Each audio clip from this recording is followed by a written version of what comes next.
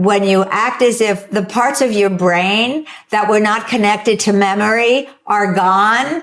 You wake up and you don't know your name and you only know what you can see with your eyes, and you're absolutely in the present moment. So this is about presence. Nothing is wrong. Nothing is wrong. They believe for the first time in their lives, I'm not wrong. And not only am I not wrong, nothing is wrong. I'm here, I'm alive, I'm present, and isn't that miraculous?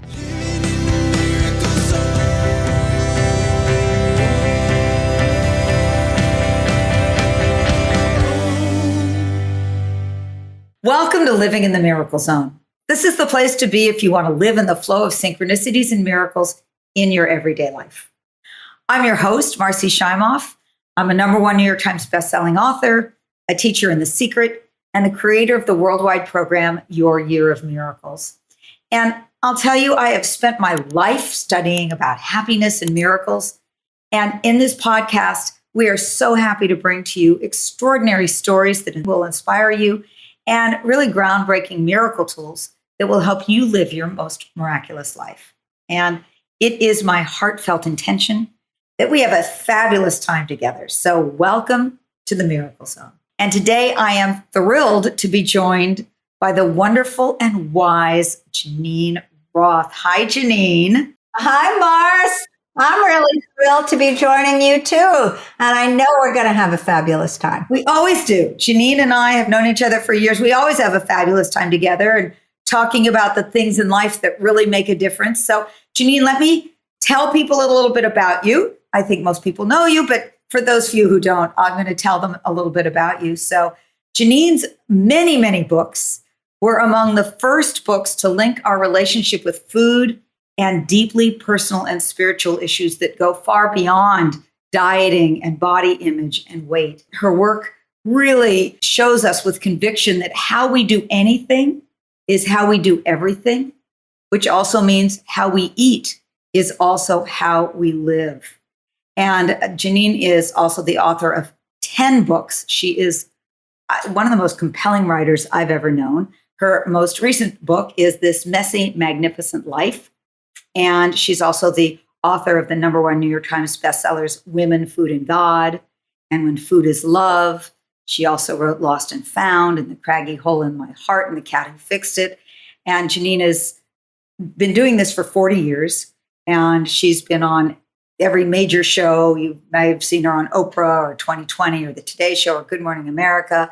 And I love that. I love her husband, Matt. I love her fabulous dog, Izzy. You call Izzy the eating disordered dog. And Geneen actually was one of the inspirations for me to get my dog, Leela, who is also an eating disordered dog. I don't know, Geneen, our dogs. And Geneen is a dear friend of mine. We have been girlfriends for quite a long time. I laugh more with Geneen than I do with about anybody else. And we both seem to see the humor in life. We're both Maui aficionados. And so I love getting to share life with you, Geneen. Me too, Mars. I'm so happy that you're in my life, that we're in each other's lives, and that we get to laugh together, play together, and also talk about what matters most together.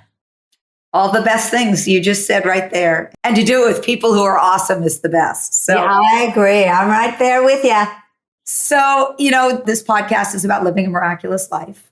And I certainly know your backstory and that it wasn't always a miraculous life and that you really do live quite a miraculous life these days. So maybe you could tell us kind of the high point of the shift in how you came to living a miraculous life.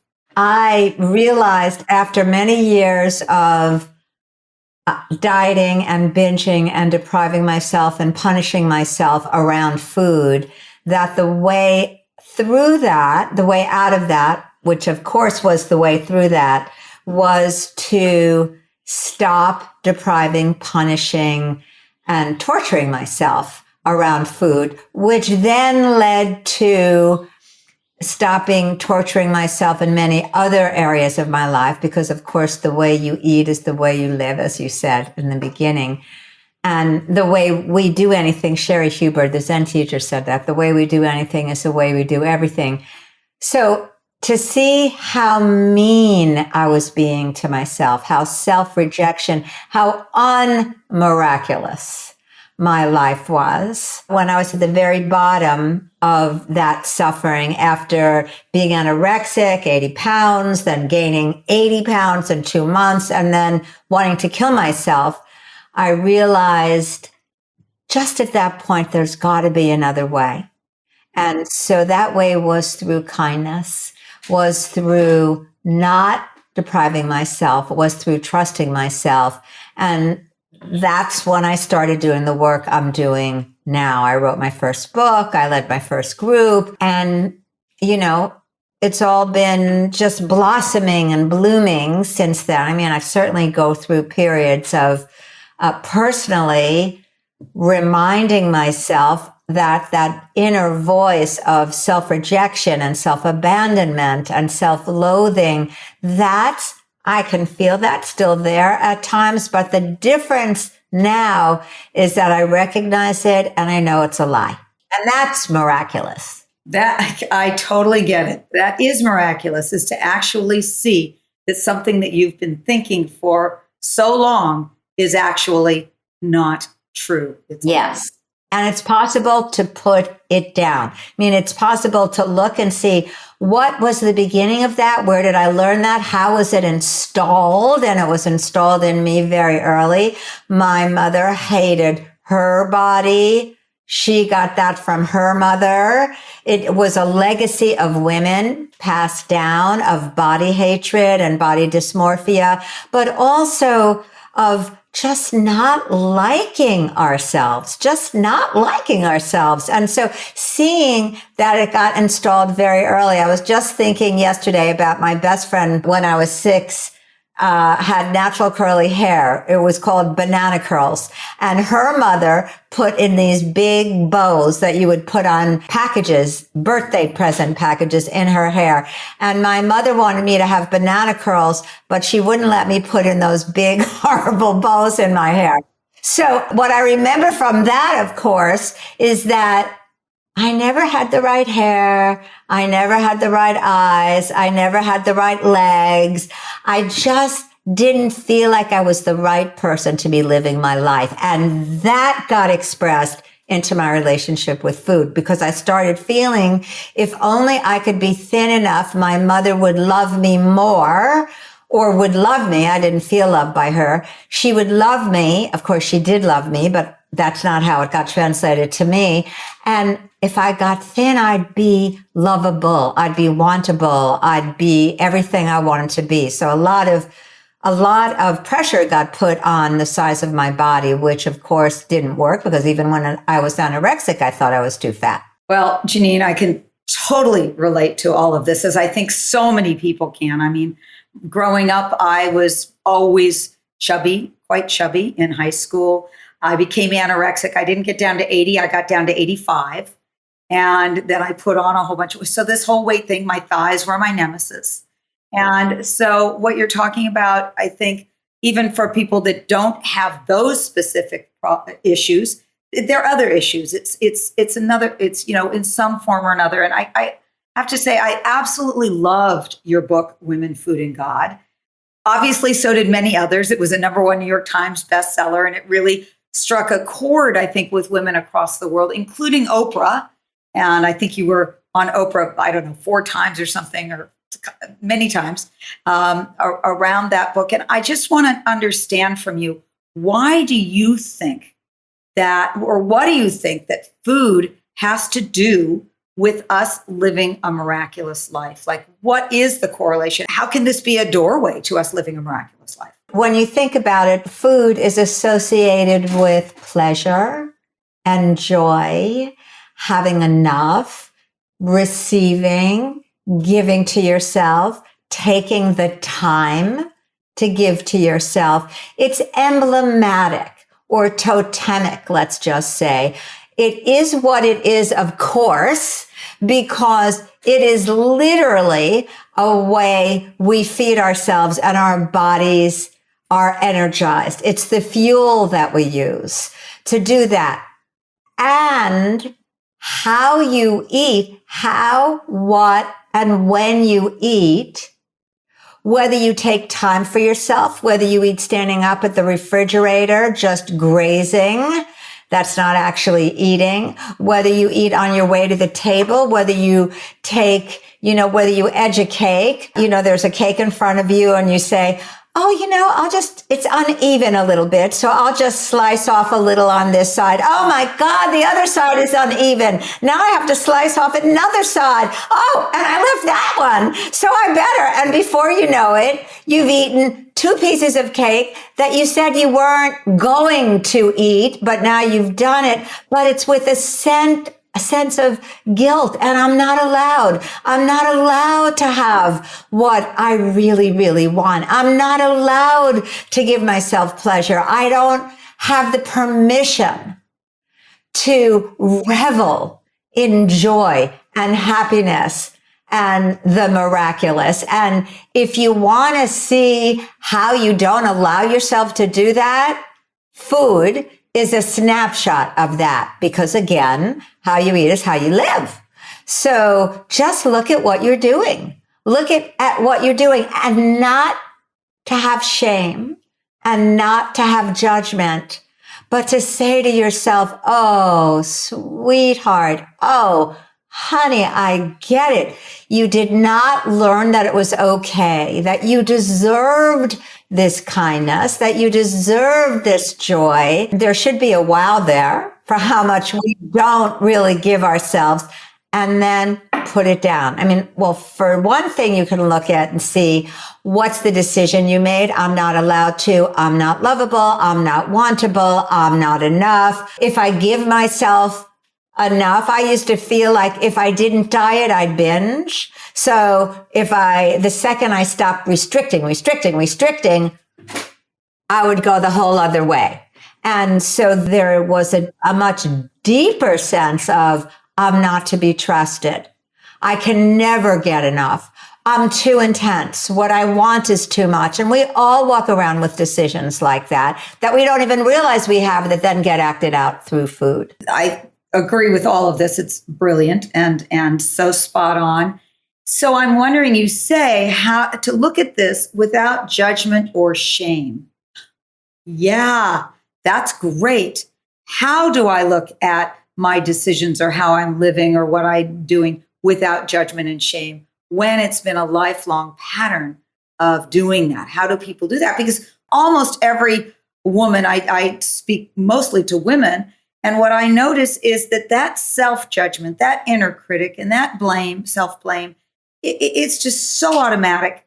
How do you stop that? I'll answer your question on a couple of levels. The very first step is realizing you are utterly immersed in it, that you are merged with it and that you believe it. And you can't separate from something you are totally merged with. It's like putting blue food coloring in water and it's get mixed around. And then you say, after the water's blue, okay, I'm going to take the blue out.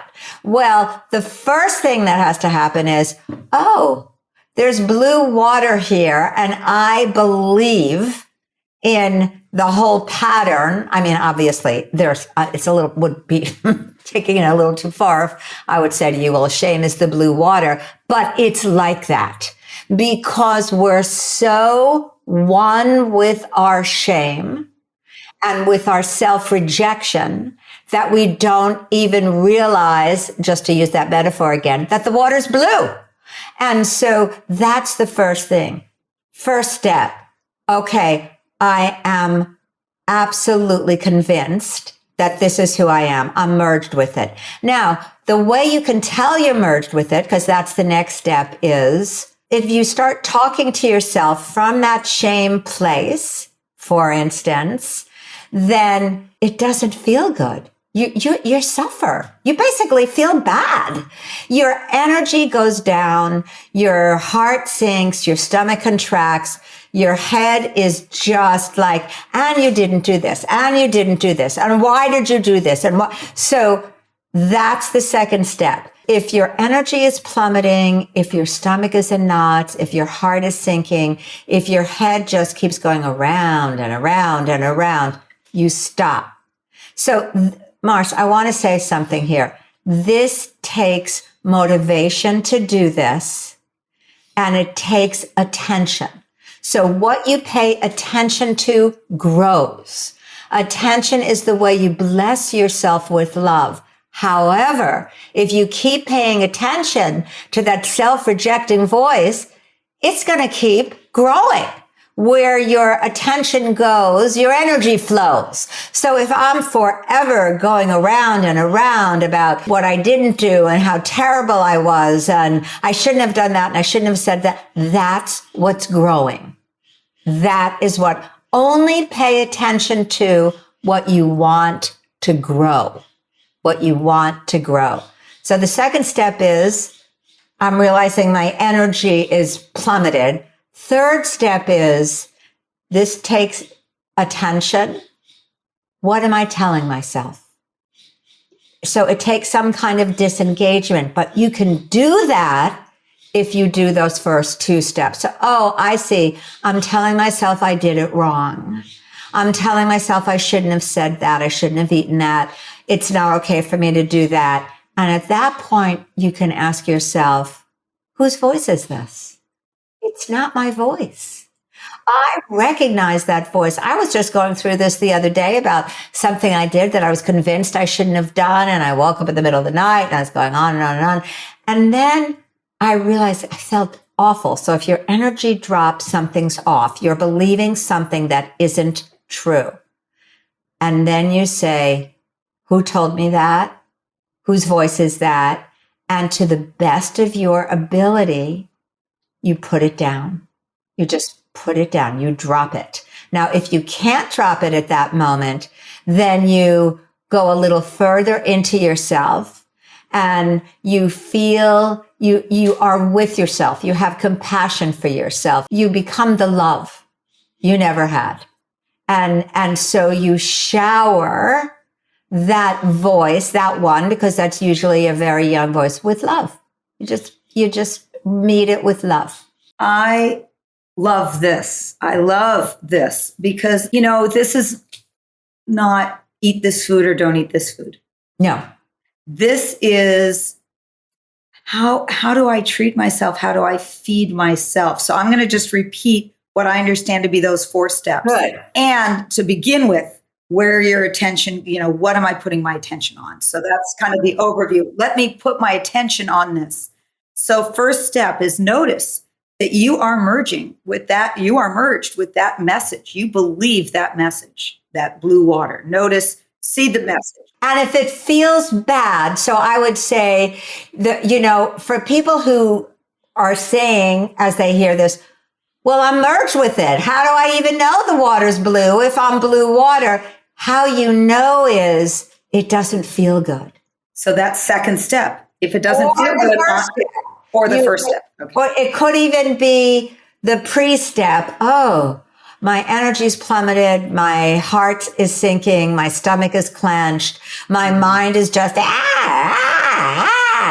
feels like a little hamster wheel in there. What's going on? So many of us are so used to feeling bad all the time and pretending that we don't, putting on a happy face, that we don't even pay attention because we think that's me. I'm so used to feeling uncomfortable. I'm so comfortable feeling uncomfortable. It's my familiar self. I recognize myself that we don't even question it. So go on, Marci. I interrupted. No, that's great. So the third step is then notice, what are you telling yourself? That's right. And then where did that voice come from? Who said that to me? Who said that to me? Who said that to me? What happens is it gets installed. It's like the hard drive on our computer. It's been in the background for so long, For many of us, for decades, for some of us who are lucky enough and just catching it immediately, for 5 years, for 10 years. But for a lot of us, it's been decades. That was installed in us, that we've just taken it for granted, that's true. That's, I don't think I ever questioned, for instance, that I shouldn't have had thick, curly hair. It just never even occurred to me to be able to say to my mother, which I couldn't have done when I was 6, you know what, Mom? I have the hair that I have. Stop telling me I should have Jerry's hair. I don't. I've got my hair and I love it. So it doesn't, but that voice, and that's just a teeny little example. Then there were the size of the thunder thighs and my moon face. And that's how it is for the people in my retreats.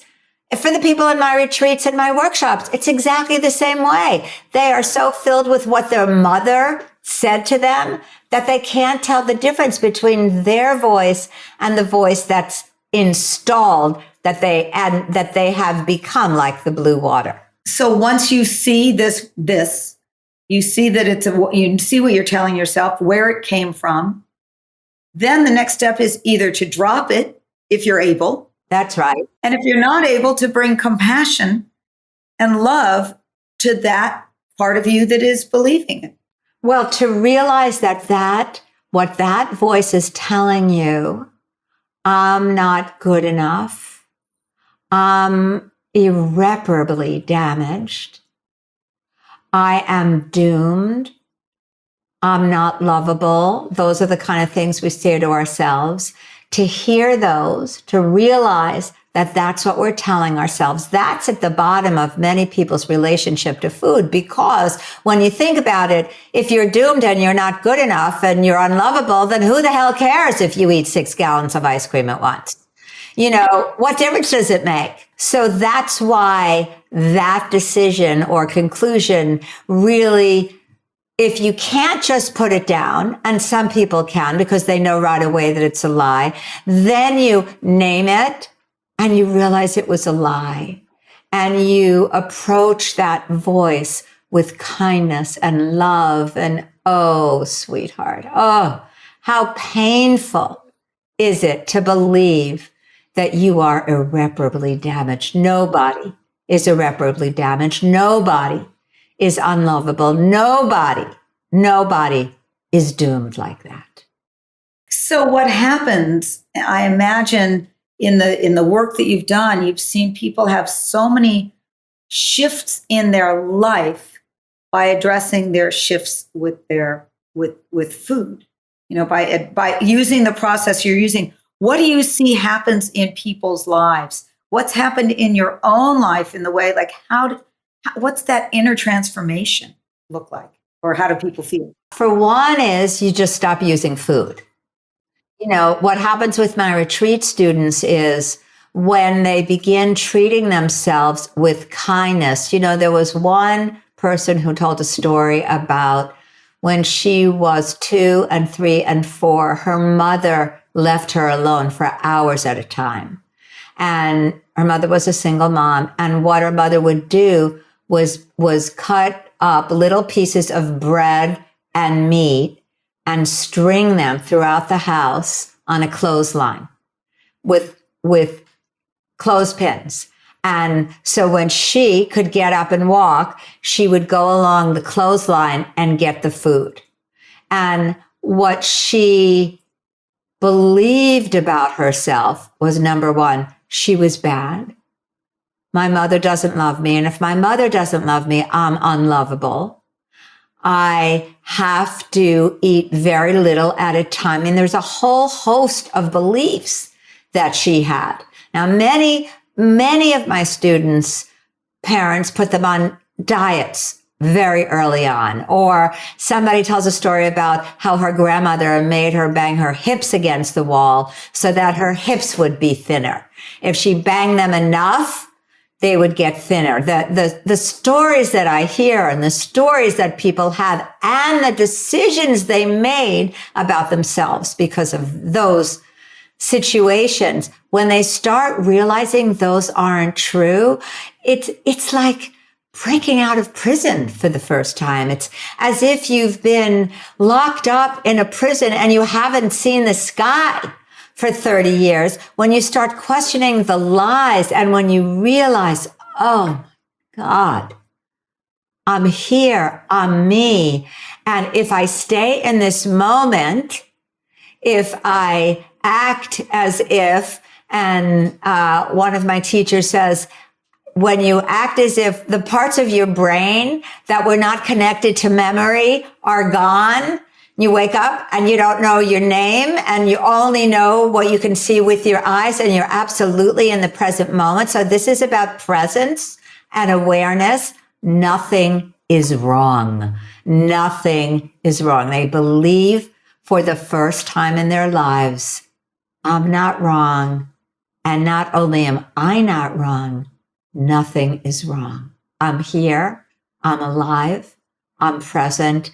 And isn't that miraculous? Talk about living in the miracle zone. I was just about to say, I think that is the definition of being in the miracle zone. Yes. Is that nothing is wrong. I'm not wrong. And that's freedom. And that's love.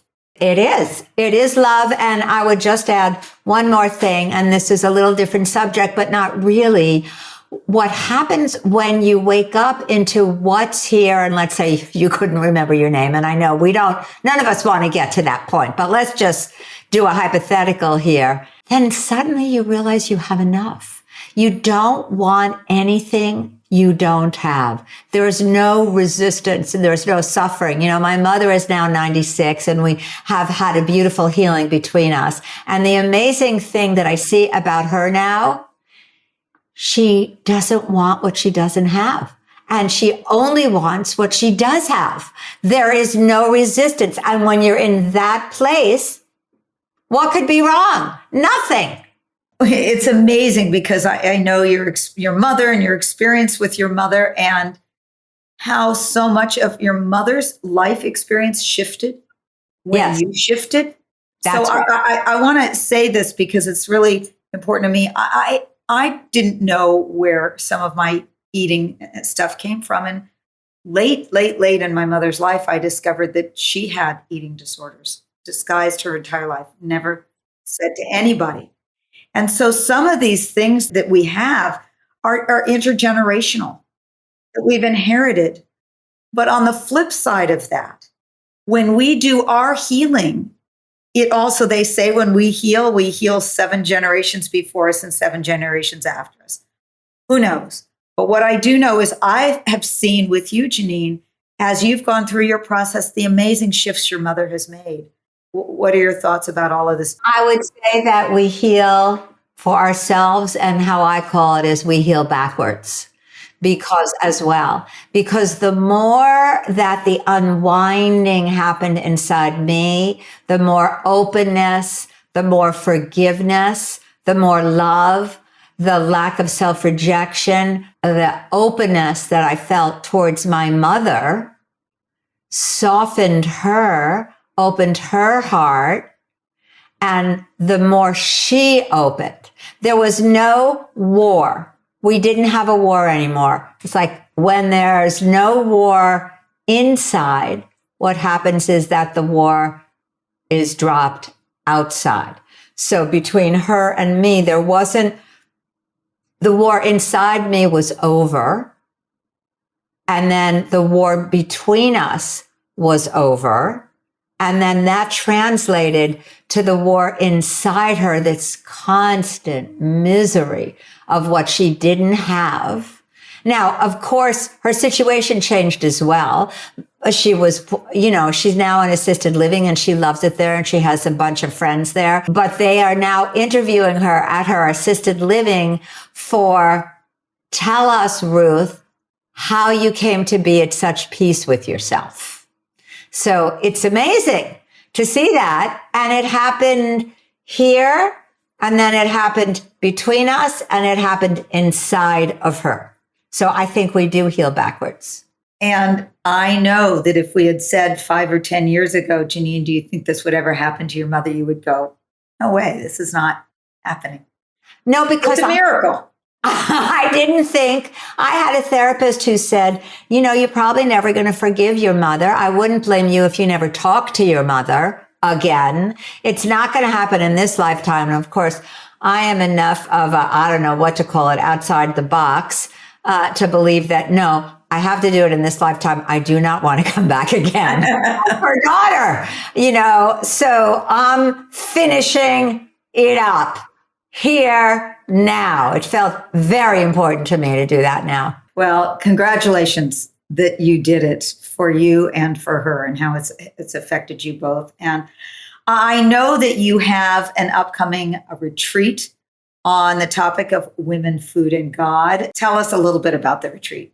Yes, the retreat starts the second Thursday in November. I should have had the date right here, but I don't. It's not election week. It's the week after election week. It's a Thursday night, Friday, Saturday, and Sunday. The retreats are so beautiful because we eat together every day. And so we get to actually put into practice exactly what you and I are talking about. It's a Zoom retreat. Everybody brings their food and we look at what, when, and how we're eating, who took the food. Oftentimes people realize it's the part of them taking the food that is saying, I can take what I want and look at this. So we look and we see who's choosing the food, and then the experience of giving to yourself. That's every morning we do that. Before that, there's movement, there's light meditation in the afternoon. I give talks. And we break up into small groups about exactly what you and I are talking about. The work is deep and beautiful. I mean, it seems like it's 3 weeks, but it's really just a couple of days. It's profound. And then there are many, many, many levels of support that follow the retreat. There are small groups of 3 and 5. There's a call with me every month. There are practice days. We just realized that people really need support after that. So that's what we provide. For anyone who has any kind of an issue around food in any way, or I would say just wants awakening and peace with themselves, this is for all of that. So we'll leave the link in the show notes, but it is retreats.geneenroth.com. And for people who want more information on your work in general, you can go to geneenroth.com. That's GENEEN Roth, ROTH.com. You also have a wonderful ebook that you are offering to everybody called End Your Suffering Around Food at geneenroth.com/ebook. So all of that, I just encourage everyone to go and look at this approach and this experience of your own awakening, self-love, and food. There's nothing like it. Geneen, one of the things that I've always appreciated about you is you are deep. You are real. And you're deep, but also with the ability to have joy and laughter. Sometimes there's deep and you think, oh my God, this is sobering. You love to laugh and enjoy. And that to me is where the juice is. So you got it all with what you're doing. So are there any last minute words you want to leave us around miracles and living a miraculous life in any way? We touched on it, but I would say when you live as if nothing is wrong, that is a miraculous life. Because when you live as if nothing is wrong, and that preceding that is living here as if that part of your brain is gone, as if you just arrived here and you look at the color and the shapes and all this, meaning you're present. In the present moment, nothing really is wrong. There might be challenges. There might be situations you need to deal with, but nothing's wrong. Everything is as it is. That itself is miraculous. Very few people live like that. And it's available to every single person. We could be living like that every day. You could wake up like that. And if you don't, then you could remind yourself of the things that you and I have been touching on this time. I appreciate getting to talk with you because it always is a reminder for me of what really matters. What you've just spoken about to me is the path to a miraculous life. It is truth. And I so appreciate that. I'm going to end, Geneen, with a quote from you. And I think it really sums up a lot of what you're saying. It's treat yourself as if you are enough. Walk as if you are enough. Eat as if you are enough. See, look, listen as if you are enough because it's true. Beautiful. What a fabulous message. So thank you, Geneen, for being with us today so much. Such a pleasure, Marci, always. Thank you. Whatever we do. It's always fun. Yes. And I want to thank everyone else for joining today in this conversation and in this depth and wisdom and fun. And I imagine that you are feeling inspired and more in the miracle zone after our time together. And if you enjoyed this episode, please share the Miracle Zone love with your friends and family. You can also take our free 2-minute quiz to find out what your miracle superpower is so you can live more in the miracle zone. You can go to miraclezonequiz.com. And please remember this. Your life of miracles, it's waiting for you. It's your birthright. And by being here, you are taking a step forward into the miracle zone. Enjoy. And I send you my love.